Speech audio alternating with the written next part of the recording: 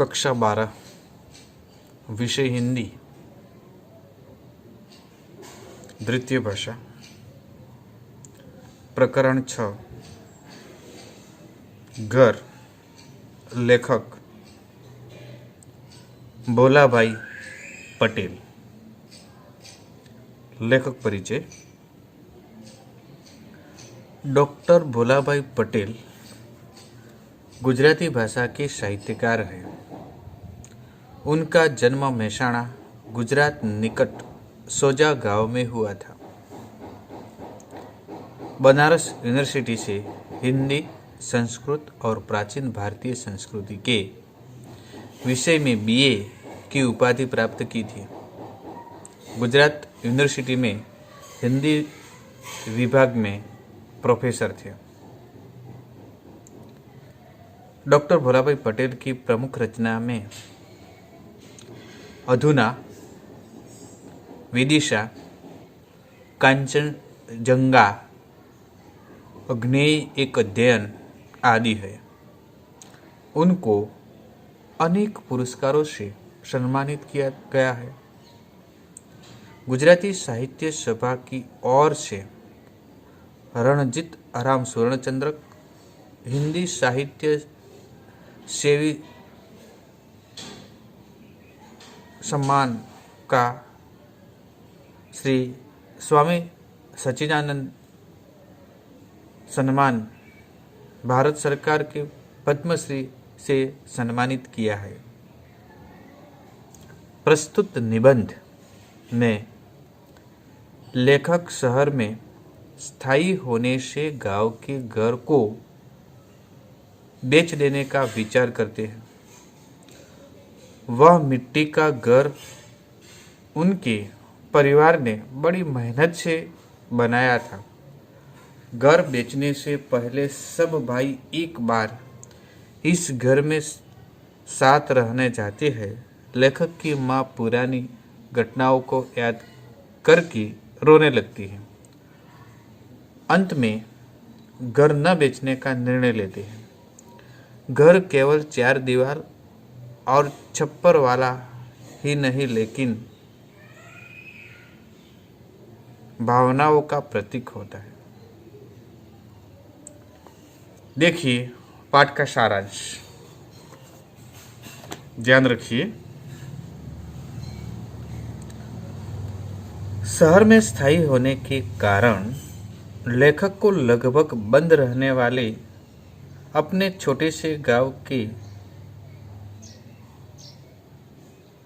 पुश्तैनी और जर्जरित घर को बूढ़ी माँ की अनुमति से बेच देने का विचार किया।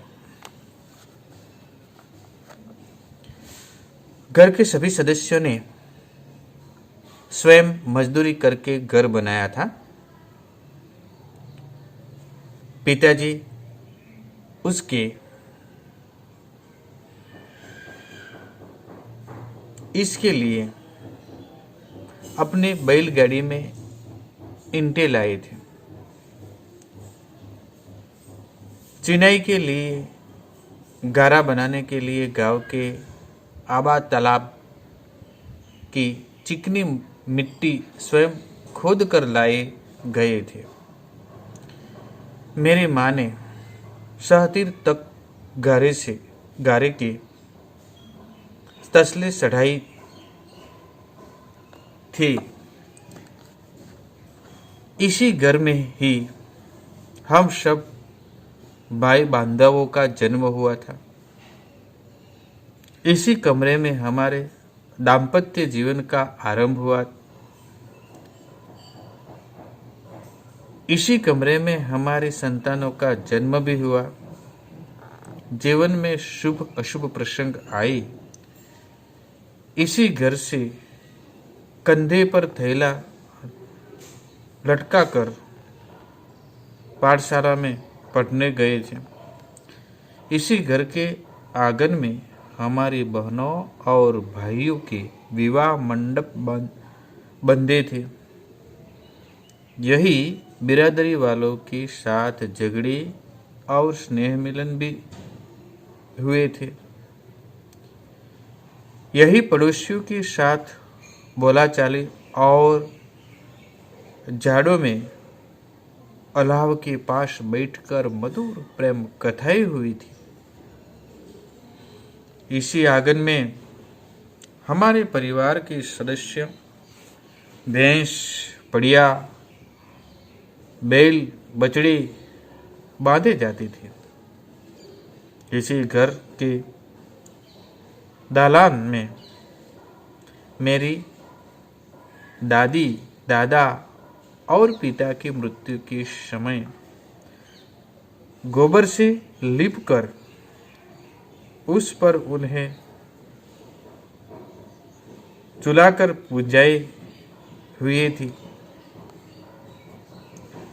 मकान पैसों से खरीदा या बनाया जा सकता है, पैसे लेकर बेचा जा सकता है, परंतु घर तो एक भावना है। वह घर सिर्फ पैसों से खरीदा या बनाया नहीं जा सकता। इसीलिए लगने लगा कि भले ही घर पुराना हो जाए, भले ही गिर पड़े, परंतु वह बना रहे। ऐसा भी माना जाता है कि यदि शहर में ही रहना है तो गांव में घर रखने का क्या अर्थ है। अंत में निकाल देने का निर्णय किया। घर निकालने के निर्णय के बाद हम सब भाइयों ने एक बार सपरिवार अपने उस घर में एक दिन एक साथ रहने के लिए सोचा। पिताजी की मृत्यु के बाद माँ उदास रहती थी।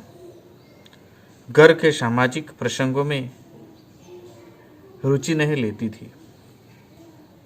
वह भी यह आकर प्रसन्न लगी, परंतु अब घर की प्रत्येक दीवार मुझे उलाहना देने लगी। यहाँ दालान में बैठकर उच्च शिक्षा के ग्रंथ पढ़ता था। वह जाकर खाट बिछाकर बैठा। खाली नाद थी, खुंट थी, परंतु ढोर नहीं थी। आंगन देखा, खपरेल देखा।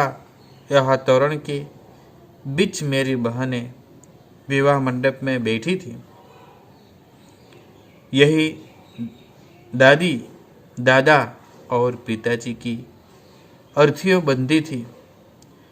घर के अंदर का बंद जर्जरित कमरा पहले मिट्टी की कोठियों और पेटारों से भरा रहता था। कोने में दही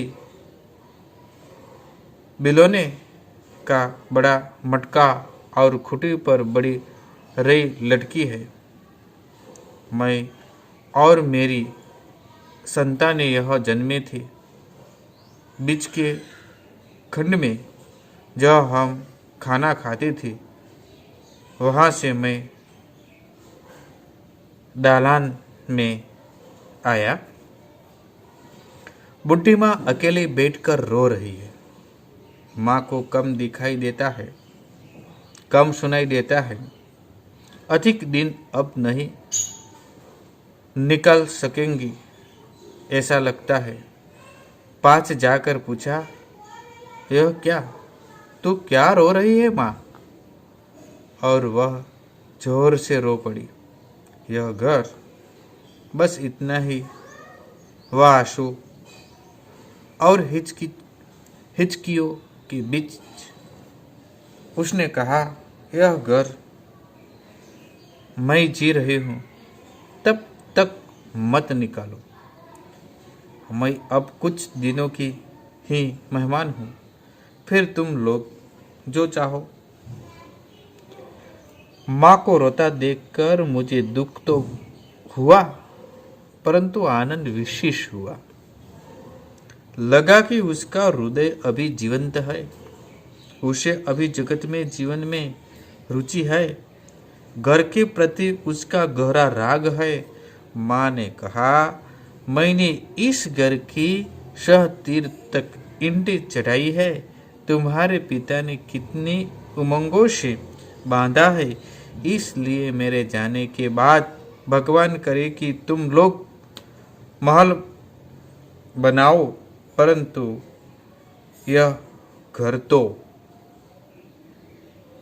माँ बोल नहीं सकती। इतना बोलकर अटक जाती है, फिर भी रोने लगती है। ये घर पाठ का सारांश है, विषय वस्तु है, आपके समक्ष रजू किया है। अब शब्दार्थ लेकर स्वाध्याय कार्य आप सब कीजिए। थैंक यू, धन्यवाद।